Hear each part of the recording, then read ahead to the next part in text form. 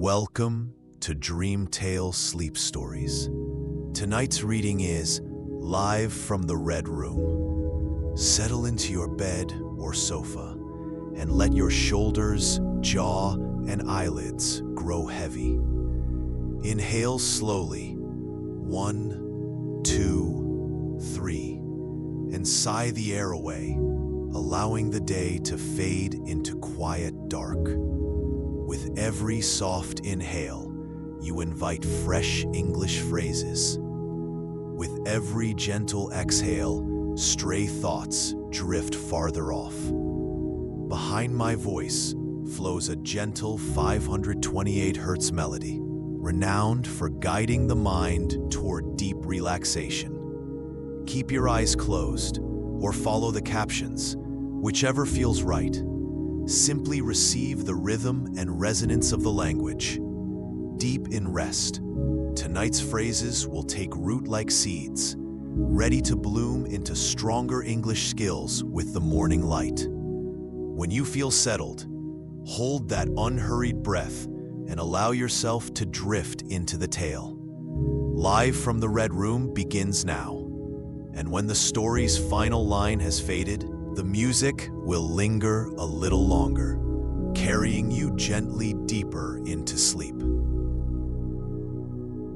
Live from the Red Room. The notification appeared on thousands of screens simultaneously. Tonight at midnight, live from the Red Room. Are you brave enough to watch? Yuki Tanaka adjusted her camera equipment one final time, checking the battery levels and memory cards. At 23, she had built a reputation as one of Japan's most daring paranormal investigators, with her YouTube channel, Digital Ghosts, attracting over 500,000 subscribers. Tonight's stream would either make her career or destroy it completely.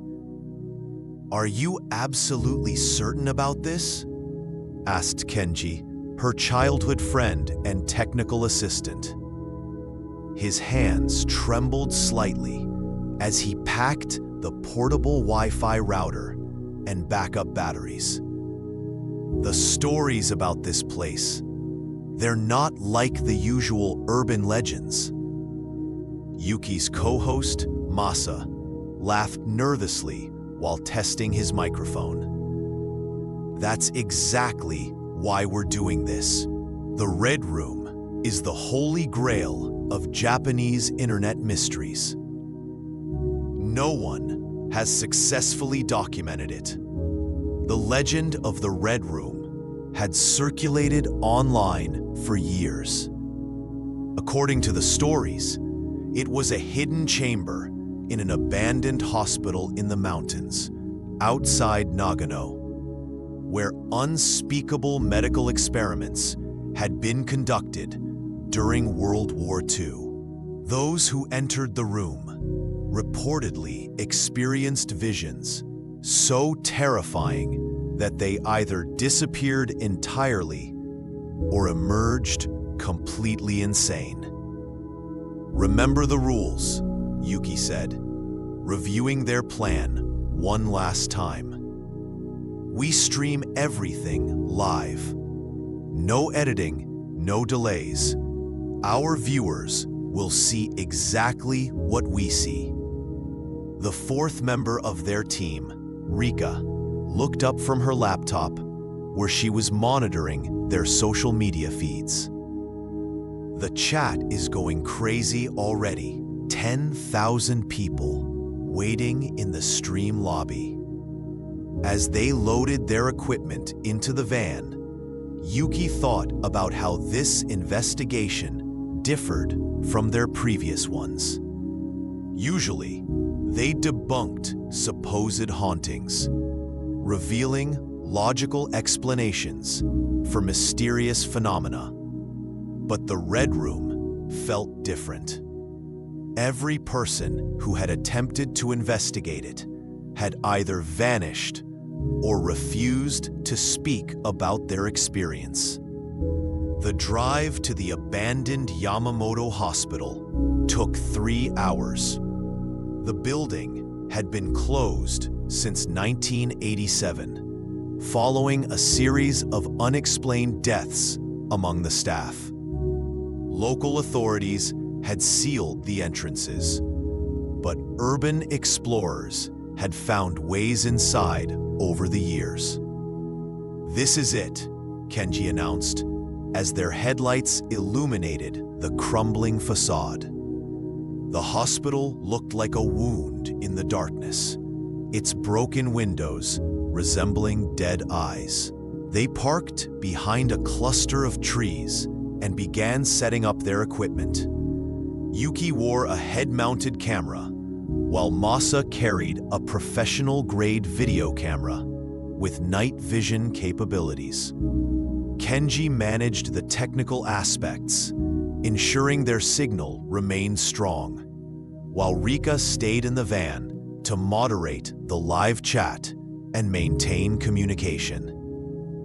"Going live in 30 seconds, Rika announced through their earpieces. Yuki took a deep breath and faced the camera. "Good evening, Digital Ghosts family. I'm here with Masa and Kenji at the infamous Yamamoto Hospital. Tonight, we're attempting something no one has successfully done before. We're going to find and stream from the Red Room." The chat exploded with messages, warnings, encouragement, and skepticism in equal measure. Some viewers shared their own stories about the location, while others placed bets on how long the team would last inside. They entered through a broken window on the ground floor. The hospital's interior was a maze of decay. Peeling paint hung from the walls like dead skin, and their footsteps echoed through empty corridors lined with abandoned gurneys and overturned medical equipment. According to my research, Yuki explained to the camera, the Red Room should be in the basement level, in what used to be the psychiatric ward. As they descended the stairs, the temperature dropped noticeably. Their breath became visible in the cold air, and the musty smell grew stronger. Kenji continuously checked his equipment, noting that they were maintaining a strong signal despite being underground. "That's weird," he muttered. "We should be experiencing some interference by now." The psychiatric ward was a long corridor with cells on either side. Most doors hung open, revealing small rooms with padded walls. At the very end of the hallway, they found a heavy metal door painted bright red. "This is it," Masa whispered. "The Red Room." Yuki approached the door slowly. Unlike everything else in the hospital, it appeared to be in perfect condition. No rust, no peeling paint, as if someone had been maintaining it. "The chat is going insane," Rika's voice crackled through their earpieces. Viewer count just hit 50,000. Yuki reached for the door handle. It was warm to the touch, which should have been impossible in the cold basement. She looked back at her team, then at the camera. "Whatever happens next, remember that you're witnessing it live. No tricks, no special effects." She turned the handle. The door opened silently, revealing a room bathed in deep red light. The source of the illumination was unclear. There were no visible light fixtures, yet every surface seemed to glow with an internal crimson radiance. The room was larger than expected, with walls covered in what appeared to be medical charts and photographs. In the center stood an operating table, its metal surface reflecting the red light like blood. The temperature reading just spiked, Kenji reported. It's 20 degrees warmer in there. They entered cautiously. Masa panned his camera across the walls, capturing the dozens of photographs pinned to every surface. They showed patients, men, women, and children, all with the same expression of absolute terror frozen on their faces. Look at the dates, Yuki said, pointing to the timestamps on some photos. These are from different decades. How is that possible? That's when they noticed the writing. Japanese characters covered every inch of the walls between the photographs, written in what looked like dried blood. The same phrase repeated thousands of times. They never leave. Guys, Rika's voice came through, distorted and crackling. Something's wrong with the stream. The video is changing. What do you mean changing? Yuki asked. The viewers are seeing things that you're not showing. People in the background, shadows moving. Masa swung his camera around suddenly. Did you see that? See what? Someone was standing in the corner, a doctor in a surgical mask. They all looked, but the corner was empty. However, on Masa's camera screen, they could clearly see a figure in a white coat standing motionless in the shadows. This is impossible, Kenji said, his voice shaking. It's showing up on the recording, but not in real life. The red light began to pulse, slowly at first, then faster. With each pulse, the photographs on the walls seemed to change. The terrified faces turned to follow the team's movements. We need to leave, Masa said. Now. But when they turned to the door, it was closed. Yuki grabbed the handle. It wouldn't budge. Rika, we need help, Kenji shouted into his microphone. No response. Their connection to the outside world had been severed. The pulsing red light grew more intense. In the rhythmic flashing, they began to see things.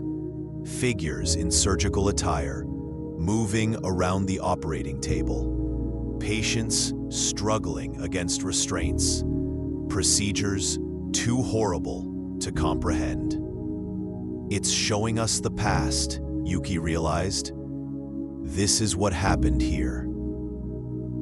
The visions grew more vivid. They watched as doctors performed experiments that defied medical ethics and human decency. The victim's screams seemed to echo across time, filling the room with a cacophony of suffering. Then, suddenly, silence. The red light stabilized. The photographs had changed again. Now they showed Yuki, Masa, and Kenji, their faces frozen in the same expression of terror as the original victims. No, Yuki whispered. This isn't real. It can't be real. A new figure appeared in the room. Not a vision this time, but seemingly solid and present. An elderly man in a doctor's coat, his face hidden behind a surgical mask. When he spoke, his voice sounded like it came from inside their heads. Welcome to my collection, he said. You've broadcast our work to the world. How wonderful. Now you'll help us continue our research. The operating table began to glow brighter. The metal restraints opened invitingly. "Run!" Yuki screamed. They charged at the door together, slamming into it with their combined weight. It burst open, and they tumbled into the corridor. Without looking back, they ran.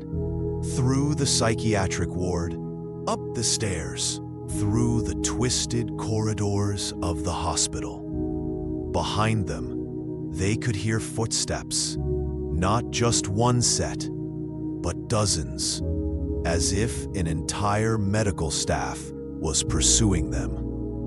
The red light seemed to follow, seeping through the walls like blood through bandages. They reached the window they'd entered through and dove out into the night. Kenji's equipment scattered across the ground, but they didn't stop to retrieve it. They ran to the van, where Rika was screaming for them to hurry. "Drive!" Yuki shouted as they piled in. "Just drive!" Rika floored the accelerator, and they sped away from the hospital. In the rear window, they could see a red glow emanating from the building, pulsing like a heartbeat. "The stream," Masa gasped. "Is it still running?" Rika shook her head, tears streaming down her face. "It cut out when you entered the room." But the viewers, they saw things, horrible things. Some of them are saying they can still see the red light, even though the stream is off. They drove in silence for an hour before anyone spoke again.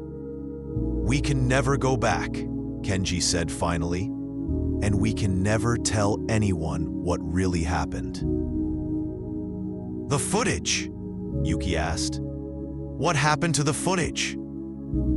Masa checked his camera. The memory card was blank, showed no photos, no videos, as if the last 3 hours had never happened. But they knew the truth. They had seen the Red Room, and more importantly, the Red Room had seen them. Over the following days, reports began to surface online. Viewers of the stream reported nightmares, all featuring the same red-lit room. Some claimed to see figures in surgical masks in their peripheral vision. A few insisted that their computer screens would randomly flash red, displaying images of medical procedures they couldn't possibly have witnessed. Yuki disbanded Digital Ghosts. She, Masa, and Kenji agreed never to speak publicly about what happened. Rika deleted all their social media accounts and moved to another city. But the Red Room's influence didn't end there. New urban legends began to spread. Stories of a live stream that could infect viewers with visions of past horrors. The abandoned hospital was eventually demolished by authorities, though workers reported strange incidents during the destruction. The basement, they said, seemed to resist every attempt to fill it with concrete. Some nights, Yuki would wake to find her room bathed in a faint red glow. In those moments, she could swear she heard the whispers of the doctor. "You helped us reach so many. Our research continues through you." The Red Room had found a new way to spread its horror. Not through physical walls, but through screens and streams, reaching victims across the digital world. The experiment, it seemed, had never truly ended. It had simply evolved. And somewhere in the data streams of the internet, Buried in forgotten servers and cached pages, the final frames of their live stream remained. If you knew where to look, if you were brave or foolish enough to search, you could still find them. Images of 4 young people entering a red door, unaware that they were about to become part of a collection that transcended death itself. The Red Room waits, patient and eternal, for its next visitors. And in this connected age, you don't even need to travel to find it. It can find you. The legend lives on, spreading like a virus through fiber optic cables and Wi-Fi signals. Every view, every share, every whispered retelling adds to its power. The Red Room no longer needs physical victims when it can harvest fear through screens, collecting terror, one viewer at a time. And late at night, when Yuki closes her eyes, she can still see the photographs on those walls, including the ones that showed her own face, twisted in an expression of horror she had not yet experienced. Not yet. But the Red Room is patient. It has all the time in the world.